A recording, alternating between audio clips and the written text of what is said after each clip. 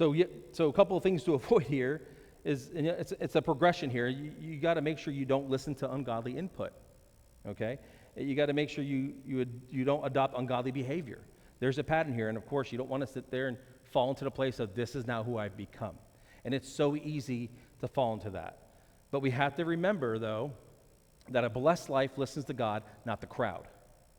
So if you want to get to this place of blessing, there's things to avoid, but there's things you have to do. Now, that sounds conditional, right? Well, here's what's unconditional. You've been made righteous, whether you like it or not. By simply believing and receiving Jesus Christ, you have now been made righteous. And that's not your fault. But there's a conditional blessing here. In other words, God's saying, but if you live out this principle, I'm telling you, you will be blessed. How do I know that's true? Because I speak to a lot of people that love Jesus and have been made righteous thanks to Jesus Christ. But they don't live their life in such a way that produces fruit, and they wonder where their blessing's at.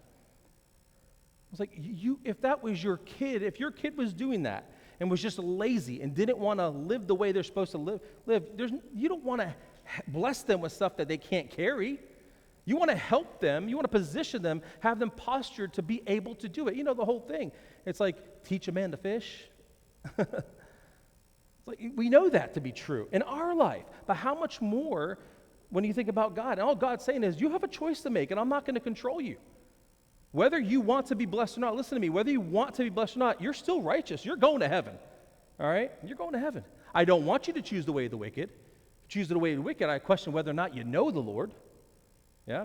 But there's still a choice that we as believers have to make, even though we believe in the finished work of the cross. There's still this conditional, hear me, blessing I want to walk in. And posture yourself to receive that. Now, this is what he's saying, not what I'm saying. Okay? And you hear me say it all the time. It is not your fault. You are blessed. You are loved. All those things are true. But when it comes to the outcome of your life, you play a role.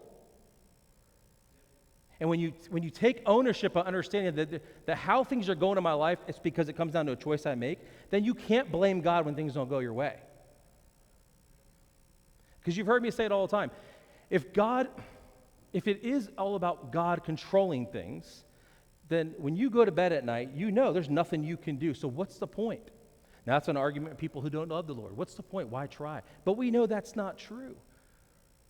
God is for you. He is so for you that he's kept this word intact. I mean, the scripture has withstood the test of time. It's still here. And it spoke something to the people then, and it speaks to us today as well. And God's simply saying, look, I want you to have a blessed life. Okay? And it starts with you listening to me, not the crowd. You got to silence the noise.